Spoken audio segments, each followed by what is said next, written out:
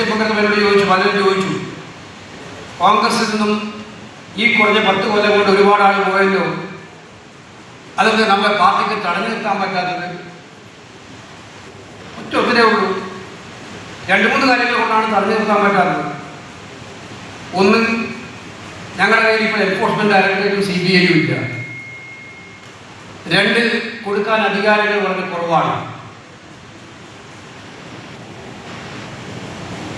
പണ്ട് കാലത്ത് ഞാനൊക്കെ കുഞ്ഞായിരിക്കുമ്പോൾ രാഷ്ട്രീയ പാർട്ടികൾക്ക് ആളുകൾ പോകുന്നാൾക്ക് നാണക്കേടാണ്.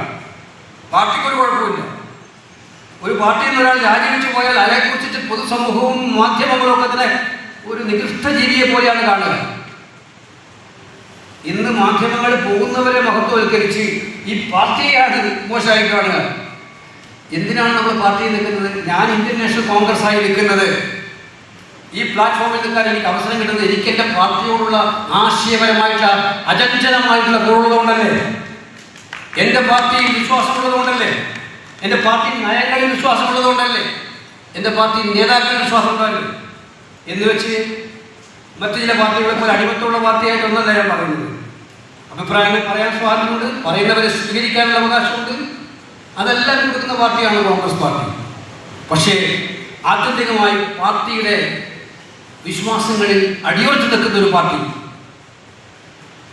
അങ്ങനെയുള്ള ഒരാൾക്ക് അധികാരം കിട്ടുന്നതായിട്ട് പാർട്ടി വിടാൻ തോന്നുന്നു. അങ്ങനെയുള്ള ഒരാൾക്ക്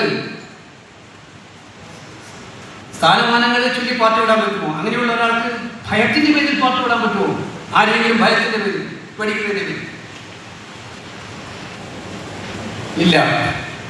ഇപ്പോൾ ഞാൻ തിരിച്ചു രാജ്യങ്ങൾക്ക് മറുപടി പറഞ്ഞു, ഈ പ്രയാസമേറിയ ഘട്ടങ്ങളിൽ തൻ്റെ സ്വന്തം പാർട്ടിയുടെ ആശയങ്ങളെ വിട്ട് അതിന് നേരെ ഘടകവിരുദ്ധമായിട്ട് ഇന്ന് വരെ പറഞ്ഞ വിട്ട് ഘടകവിരുദ്ധമായിട്ടൊരു ആശയത്തെ സ്വീകരിക്കാൻ പോകുന്നുണ്ടെങ്കിൽ അത്തരക്കാൾ പോകുന്നത് ഈ പാർട്ടിക്ക് ഒരു കുഴപ്പവും ഉണ്ടാക്കില്ല എന്നുള്ള നിശ്ചയദാർഢ്യമാണ് ഞങ്ങളുടെ പാർട്ടിയെ നയിക്കുന്നത്. അത് പോകുന്നവരുടെ കുഴപ്പമാണ്, പാർട്ടിയുടെ കുഴപ്പമല്ല.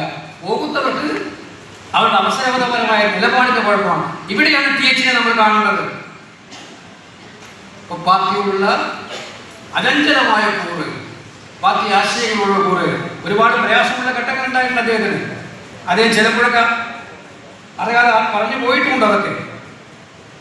പക്ഷെ അതൊക്കെ